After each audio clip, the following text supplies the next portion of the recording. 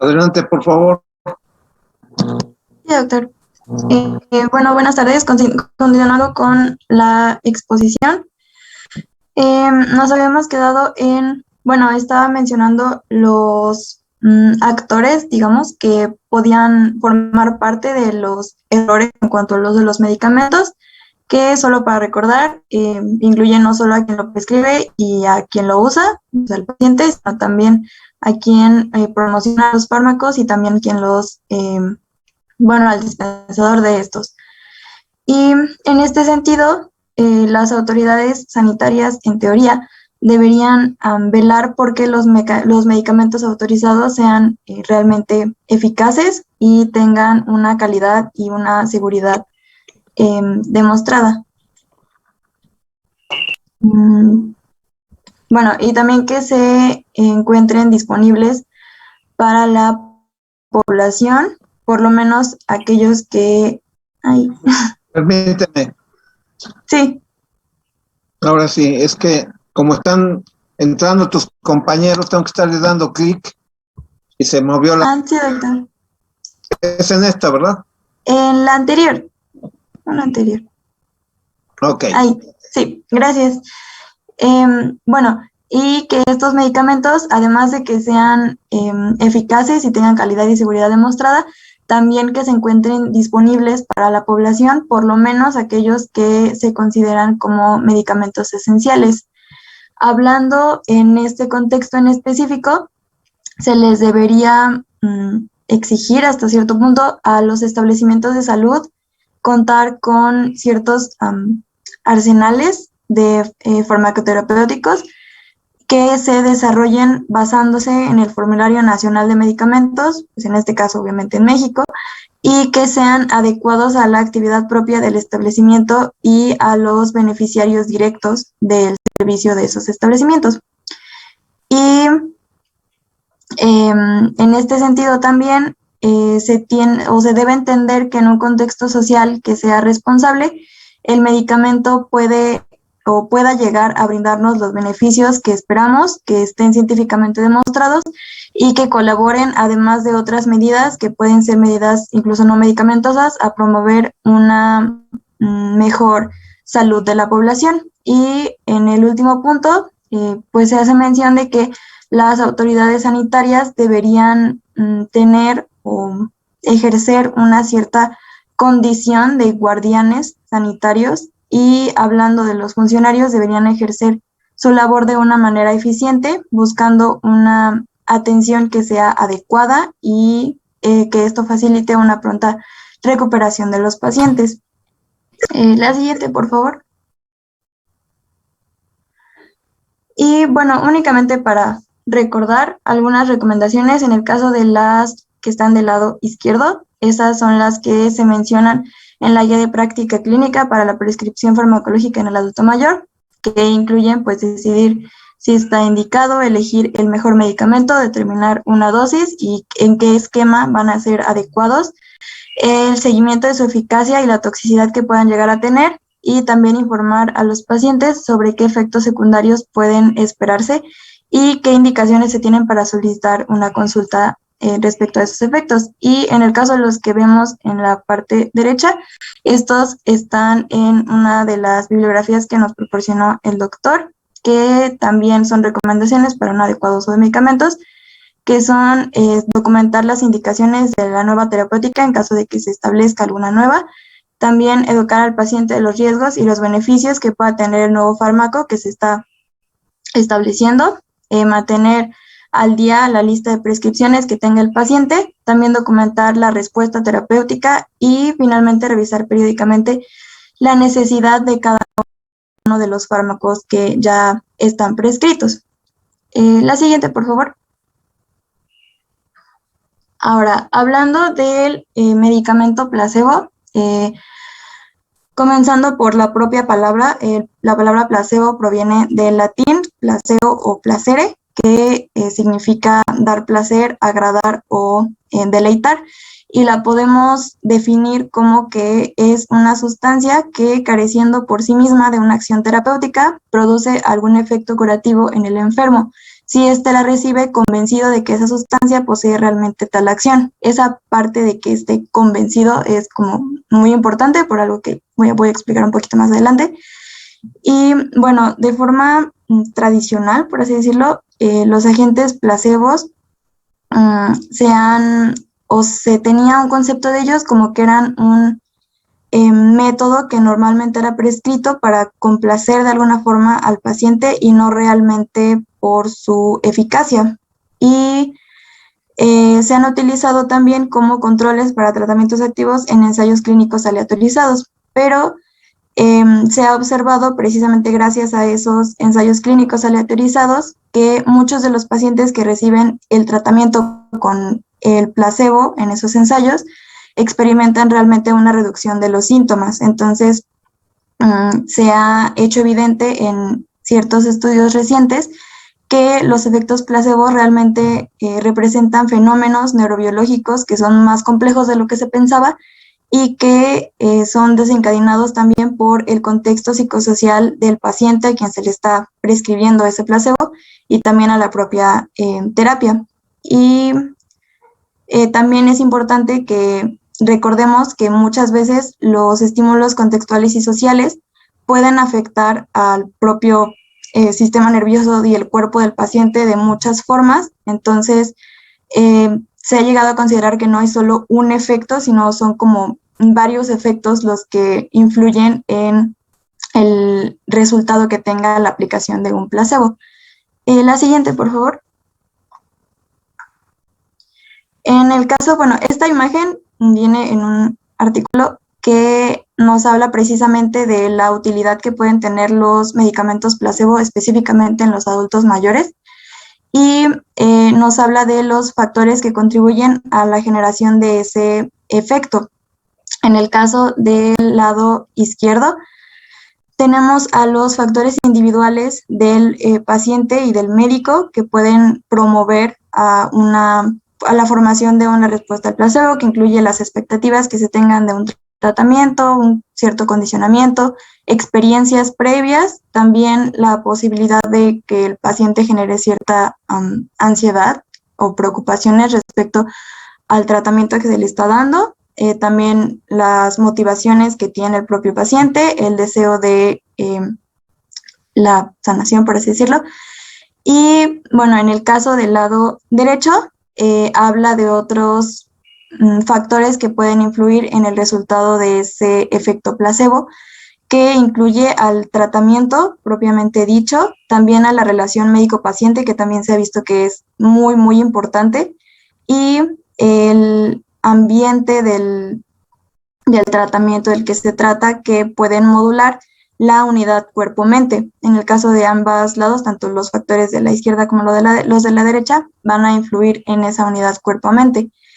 Y también, aunque el artículo menciona que es una cierta especulación, todavía se menciona que existe una cierta variabilidad genética que pudiera influir en el resultado final, que corresponde a la respuesta placebo. Entonces, aquí podemos observar que los factores, tanto individuales, conceptuales, como posiblemente también los genéticos, van a interactuar entre sí y van a determinar la respuesta clínica que este placebo pueda tener.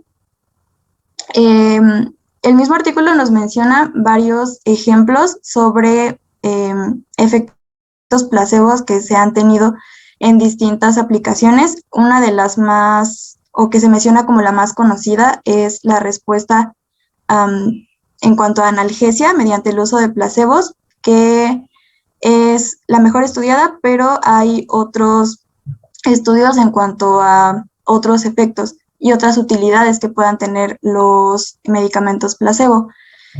También hace mención que existen ya incluso de estudios de neuroimagen que pueden indicar de qué forma estos placebo pueden generar, por ejemplo, en el caso de la analgesia, ya que, se hace mención de que la analgesia utilizando un placebo se acompaña de disminución de actividad en las áreas que se consideran como clásicas del procesamiento del dolor, como lo es el tálamo, la ínsula y las cortezas somatosensoriales.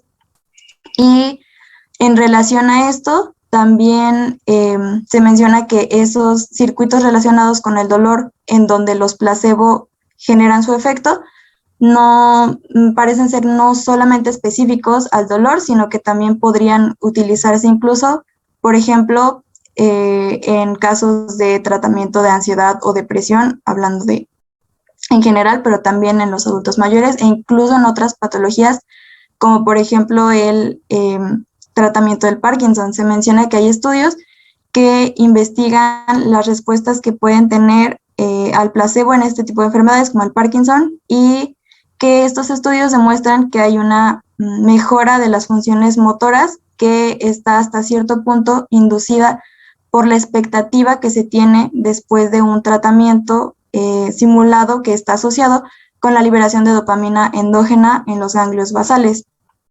Entonces, realmente puede llegar a ser muy útil. Y bueno, específicamente en este artículo que menciono, lo relacionan con los adultos mayores y la utilidad que pueden tener en los adultos mayores. La siguiente, por favor. Hablando de forma general y tomando en cuenta los factores que pueden contribuir a la existencia de este efecto, es importante recordar que los profesionales de la salud siempre deben tomar en cuenta la relevancia que las interacciones, ya no solo fisiológicas, sino también psicológicas, tengan en la práctica médica, y también se debe respaldar la importancia de las interacciones médico-paciente, ya que estas son clave para influir en los conceptos que se tenga de la enfermedad o las enfermedades que presenten los pacientes, también las expectativas que tengan sobre su tratamiento y la capacidad que puedan tener también para poder hacer frente a los efectos secundarios que tengan esas terapias o los efectos secundarios terapéuticos. Y en relación a esto, hablan específicamente de que hay pacientes de edad avanzada que en muchas ocasiones viven solos, que se han visto que se podrían beneficiar de una atención mayor e intensificada por parte de los profesionales de la salud, y esto es en relación también a la relación médico-paciente y a la adecuada comunicación que se tenga con estos mismos pacientes. Y también nos menciona que a pesar de que el envejecimiento puede implicar cambios importantes en sistemas que se sabe que están involucrados en las respuestas al placebo, tanto los datos clínicos como los datos experimentales de cualquier forma apoyan la idea de que los grupos de pacientes de edad avanzada en general pueden seguir produciendo los efectos placebo que se observa en otros grupos de edad. La siguiente, por favor. Ahora, en cuanto al uso que se tenga ya en la práctica clínica, hay diversas posturas, tanto a favor como en contra. Para empezar, se toma en cuenta que la polifarmacia, como ya lo venimos mencionando, es hasta cierto punto o se considera como un mal extendido en la población de adultos mayores, que en combinación con la presencia de diversas patologías que son propias del envejecimiento y un sistema de atención por parte de especialistas en donde cada uno de ellos aplica un tratamiento, pero que ninguno, en muchas ocasiones ninguno hace una revisión general de las interacciones de todos los tratamientos acumulados de forma simultánea por el paciente. Y además también se menciona que hay adultos mayores que hasta cierto punto muestran una resistencia a reducir el volumen y el tipo de medicamentos, que también tiene mucho que ver con la comunicación que se tenga con los pacientes. Entonces, tomando en cuenta esos dos como puntos, existen diversas posturas, como ya lo mencionaba. Algunas posturas a favor del uso de estos medicamentos placebo habla de que bueno, la verdad de la técnica, la autoridad científica de la medicina decide adecuadamente y de forma ajustada cuál es el tratamiento correcto y en este caso la ausencia del mismo como la mejor opción terapéutica al reducir el consumo de un medicamento innecesario, tomando en cuenta que el medicamento placebo sí tenga el efecto que se espera, claramente. También hay personas a favor de utilizar los placebo, ya que consideran que puede ayudar a reducir la polimedicación o la polifarmacia y de esta forma al reducirla también reduce la probabilidad de una interacción entre los fármacos y también como una tercera postura a favor, se menciona que si se producen efectos beneficiosos reales sin utilizar un tratamiento convencional que implique la administración de un medicamento, puede llegar a ser una ventaja en cuanto a su uso. Pero hablando de una postura en contra, algunos argumentos nos hablan de que la administración del placebo necesita de un engaño para poder realmente producir el efecto terapéutico. También que si la persona en cuestión, hablando pues en este caso de adultos mayores, tiene una capacidad cognitiva que sea suficiente y mantiene una capacidad de obrar y de decisión, debería tener toda la información necesaria en cuanto al tratamiento que se le está instaurando. También que el paciente tiene derecho de que se respete su propia autonomía y por lo tanto tiene derecho a negarse a tomar algún tratamiento médico que se le quiera instaurar y más si pues de alguna forma se le está ocultando información, por así decirlo. Y por último, otro argumento es que en caso de que la persona que está recibiendo este tratamiento placebo llegara a conocer del engaño, entre comillas, eso puede reducir la confianza que el paciente tenga sobre el médico que le está tratando y no solamente en el médico que le está tratando en ese momento, sino también en los futuros profesionales que pudieran atender al paciente. La siguiente, por favor. Y bueno, como conclusiones respecto a este punto, hay cierta bibliografía que menciona que para empezar no debería considerarse como tal una respuesta o un efecto placebo, ya que llega a desviar la atención de lo que realmente es más importante, que en este caso es el significado que tiene el tratamiento para la persona a la que se le está dando y las expectativas que le induce. Y es por esto que hay quienes consideran que en lugar de mencionarse o llamarse como un efecto placebo como tal, debería cambiarse a un término que en teoría sería más adecuado, que sería una respuesta al significado.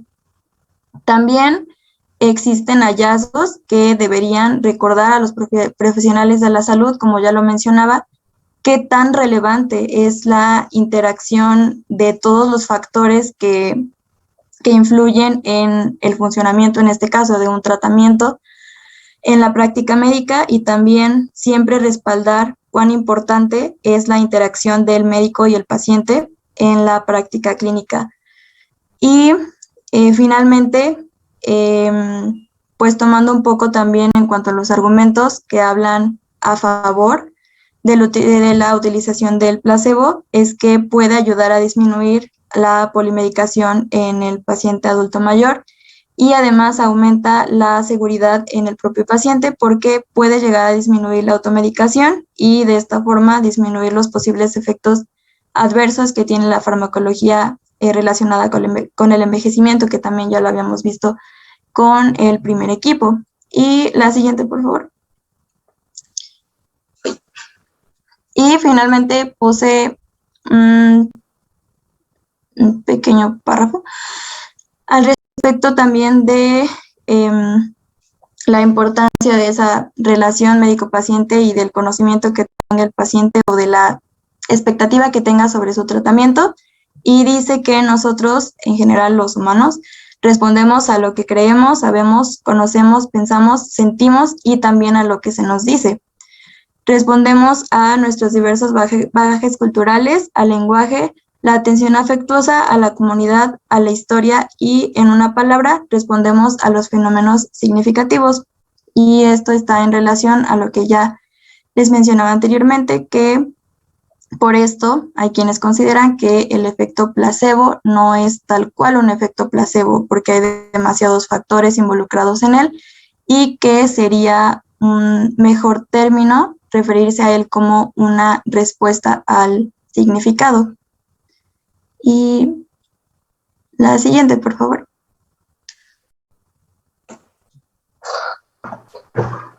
Buenas tardes, doctor, compañeros. Soy Atselvi y les hablaré un poco del tema de perfil económico. A lo largo del curso hemos estado hablando del perfil económico de los adultos mayores. Mi enfoque de investigación ha sido para exponer las cifras lo más actuales posibles. Bien, a partir del 30 de marzo del 2020, en todo el territorio nacional, se ha establecido el resguardo domiciliario de manera estricta a todas las personas mayores de 60 años, como parte de las medidas que emprendió la Secretaría de Salud para atender la emergencia sanitaria generada por el virus del SARS-CoV-2.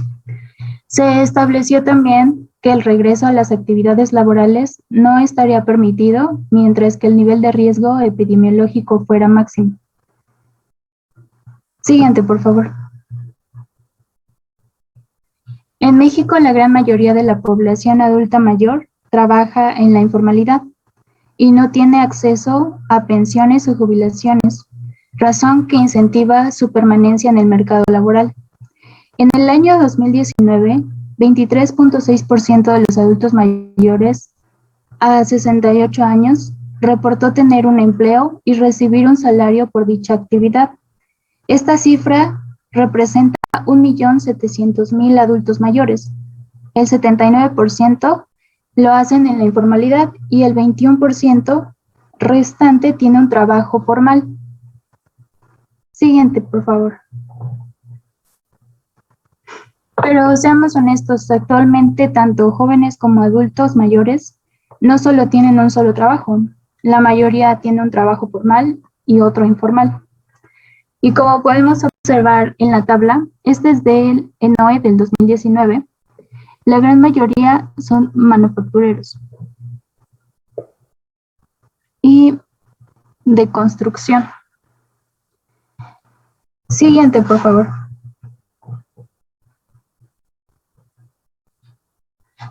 Dentro de los adultos mayores que reportaron seguir trabajando en el cuarto trimestre del 2019, según la Encuesta Nacional de Ocupación y Empleo, el 43% trabaja en sectores catalogados como de riesgo medio alto y alto, de sufrir repercusiones sobre la producción, lo cual los expone a un riesgo mayor de desempleo. Esto implica que había aproximadamente 753,000 adultos mayores en riesgo de perder su empleo como consecuencia del COVID-19, si no es que ya lo perdieron.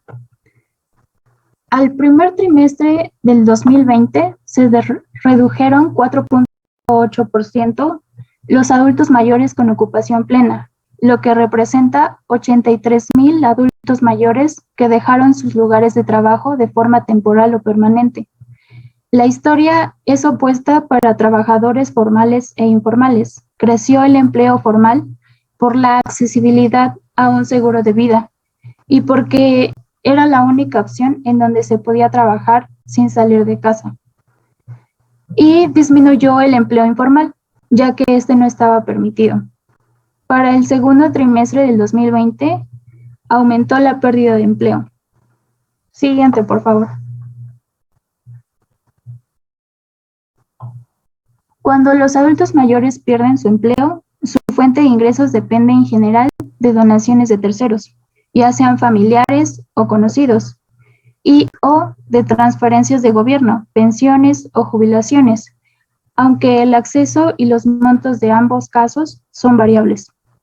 En México, 4 de cada 10 personas adultas mayores están en situación de pobreza. Esto es un 41.1%, donde el 34.6% vive en pobreza moderada y 6.6% en pobreza extrema, según el Coneval del 2017. Entre el primer trimestre y el segundo trimestre del 2021, la pobreza laboral disminuyó 0.9 puntos porcentuales a nivel nacional, al pasar del 39.4 al 38.5. Este es actualmente en el 2021. Siguiente, por favor. En 25 meses, el gobierno de López Obrador afilió a 8.2 millones de personas adultas mayores, donde 4.5 millones fueron mujeres y 6.7 son hombres, que reciben la llamada pensión para el bienestar. El grupo más numeroso de afiliados va de entre el 71 y 80 años, con 1.948.841 registros. Le siguen los que se encuentran de entre 81 y 90 años, con 791.448 afiliaciones. Siguiente, por favor. Bueno, esta es una tabla en donde pueden ver, como pueden ver, son personas físicamente menos productivas y la mayoría con limitaciones. Esta es la tabla de discapacidad y es del 2020.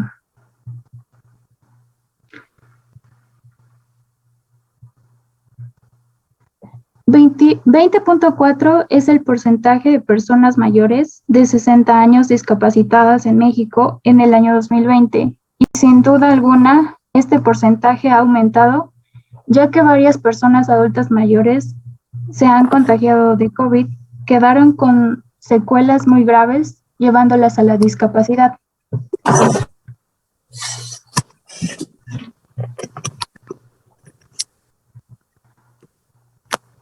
No todos los adultos mayores están afiliados.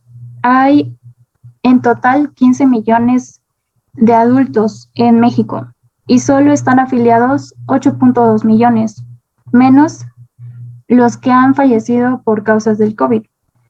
Los 6.8 millones restantes no tienen una afiliación y, como ya mencioné, o trabajan o se mantienen de terceros.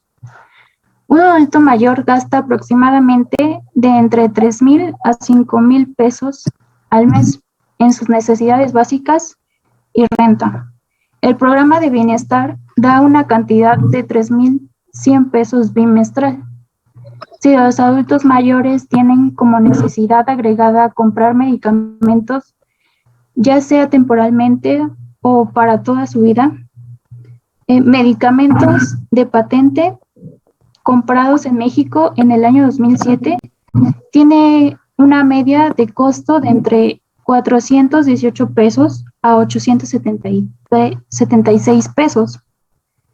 Claro, depende mucho de la enfermedad a tratar y como nos comentaba el compañero de exposición del equipo 1, muchos abandonan su esquema terapéutico por falta de recursos económicos o buscan el principio activo en medicamentos genéricos, pero que en ocasiones el principio activo no se encuentra disponible.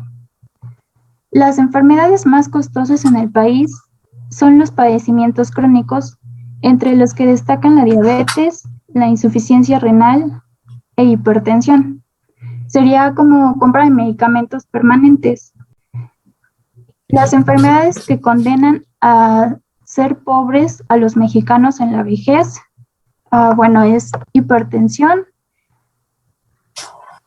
la gastritis, diabetes mellitus tipo 2, síndrome del intestino irritable, depresión, enfermedad crónica del riñón, osteoporosis, enfermedades cardiovasculares, isquémicas y asma.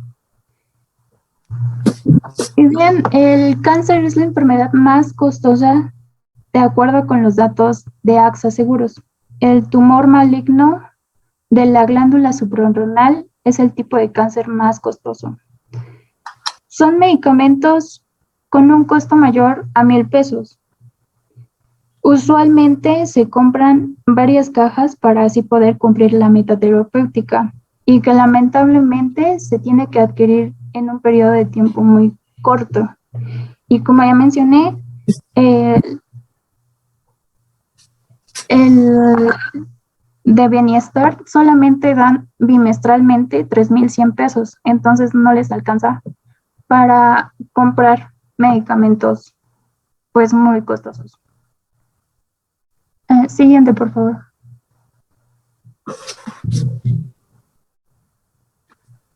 Bueno, ahorita vamos a hablar un poquito sobre la polifarmacia. Va a ser algo muy breve porque ya lo revisamos con los compañeros del equipo 1, pero vamos a sacar lo más importante.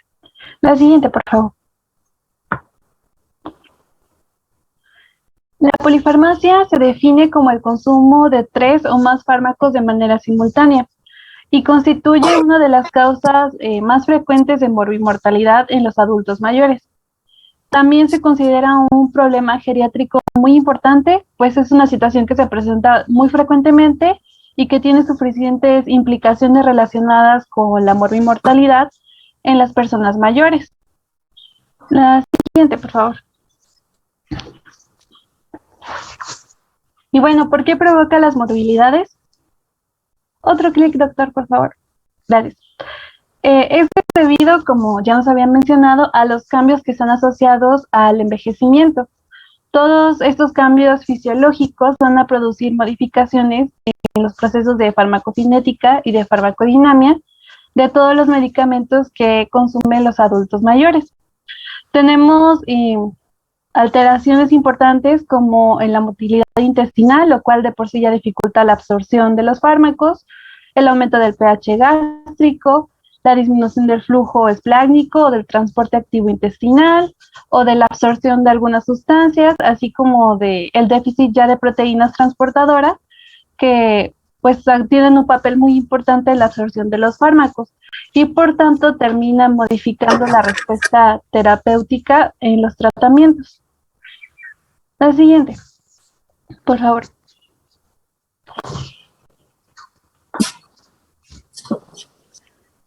Algunos datos importantes que tenemos y que ya había mencionado es que en promedio los adultos mayores consumen de 4 a 5 medicamentos diferentes para tratar diferentes afecciones. Y aproximadamente de un 8 a un 12% de esos fármacos que se consumen están inapropiadamente indicados. Esto puede ser consecuencia de la cascada de prescripción o de la automedicación. Y bueno, todo esto conlleva a que exista un mayor riesgo de interacciones medicamentosas o de sufrir algún tipo de reacción adversa a los medicamentos. Siguiente.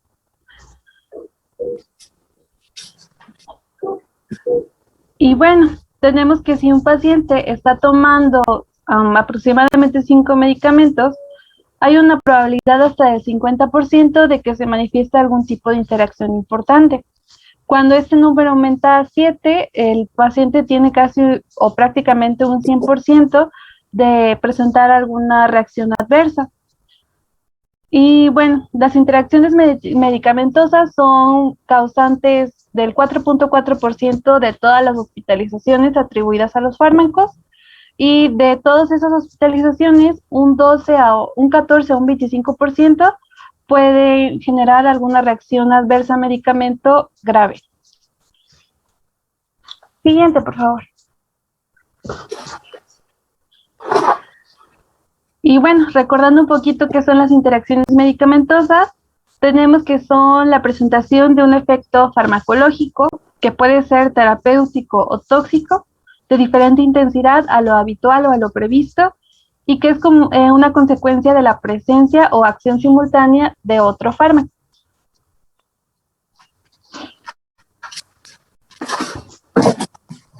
Y bueno, existen diferentes mecanismos para la producción de interacciones medicamentosas. Normalmente se clasifican en 3 grupos, que son las de carácter farmacéutico, las de carácter farmacocinético y las de carácter farmacodinámico.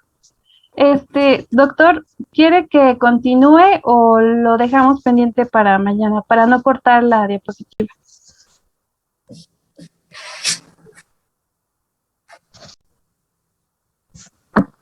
Tenemos casi 2 minutos, doctora. Puedes, cuando falte menos de 1 minuto, yo te digo. Ok. Bueno, las primeras, que son las de carácter farmacéutico, se refieren más a las incompatibilidades en las formulaciones de los fármacos. Entonces, se quiere decir que algunos fármacos no deben ser mezclados. A eso se refiere. En las interacciones farmacocinéticas, se relaciona mucho con los procesos de absorción, distribución, metabolismo y eliminación de algún fármaco, y que al final resultan modificados por la administración concomitante de otro u otros fármacos.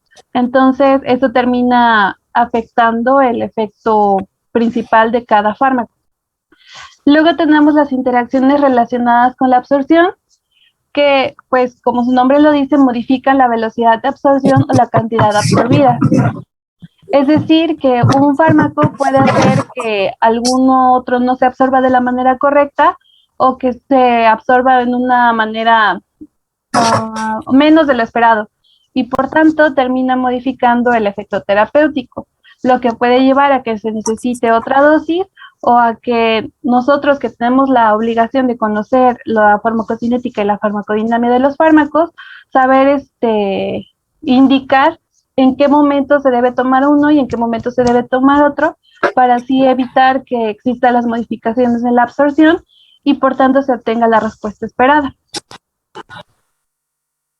Y tenemos también las interacciones relacionadas con la distribución, que van a ser aquellas que están...